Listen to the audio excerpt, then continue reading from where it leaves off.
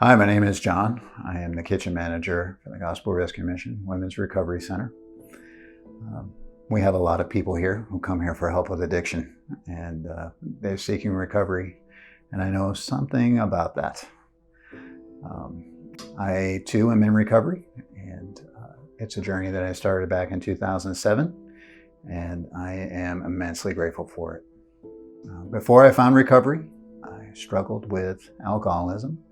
I struggled with cocaine addiction, all kinds of drugs, all kinds of craziness and insanity ensued, and eventually I became homeless.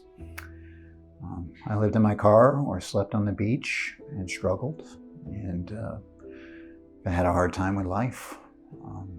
I kept a job for most of it until I became really unemployable, and the progression of my illness had brought me to that point. I had a moment where I was just alone, frustrated, hopeless, scared, confused. I had no semblance of spiritual health. I had nothing. All of my friends, acquaintances, everyone had turned their back on me.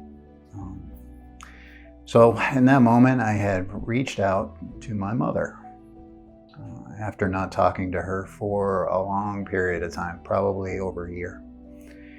And my mom and my dad were thinking about coming down to Florida to find me and help me. And their goal was to bring me back and bring me to Arizona and get me some help. And they had enlisted the help of a specialist, that they could consult with regarding how to go about doing that. And he was advising them, you really need to wait. You need to wait for John. He needs to reach out and ask for help. And in the midst of this meeting, I called.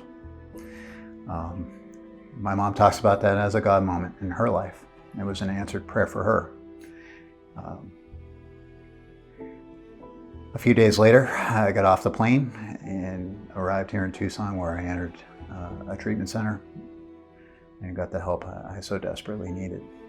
And while I was at that treatment center, we had a chaplain, and she was an amazing lady. And she asked me to pray with her, and I had an opportunity to sit down and have a nice conversation with her, and we concluded our meeting with a time of prayer. And her and I joined hands, and for the first time in my life, I felt the power of prayer. It was like an electricity that came surging through my body. It was something that I have a difficult time describing, but I know that was God. In that moment, I decided to let God back into my life, and my recovery really began in that moment. That woman saved my life, and I'll be grateful to her forever. I decided to pursue a life of service. I was so happy that I survived, that I made it through my ordeal, that I wanted to share that message with others, that recovery is possible, that if I can do it, so can you. I really don't have any good reason why I should still be here, but I am.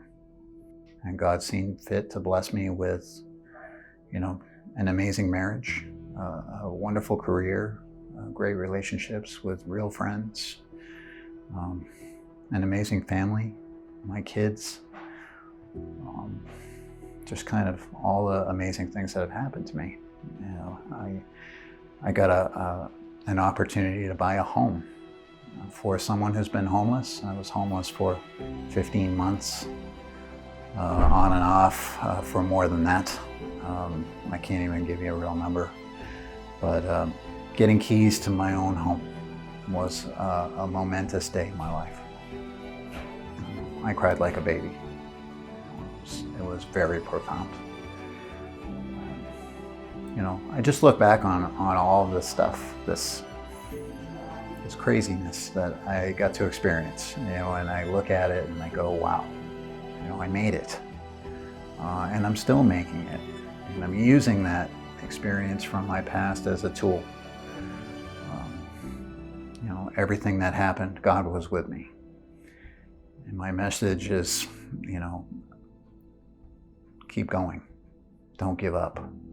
It's really worth all the work, you know, and everything that happened to me for a reason, you know, so that I could be sitting here in this chair right now telling you that it's real.